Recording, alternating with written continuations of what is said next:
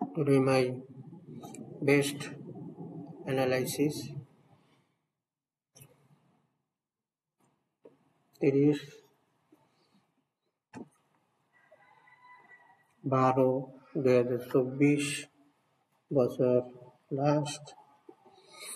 Today my best analysis আজকে কলকাতা হলো প্রাইসটা ডাউনের দিকে থাকবে, ডাউনে চলে যাবে।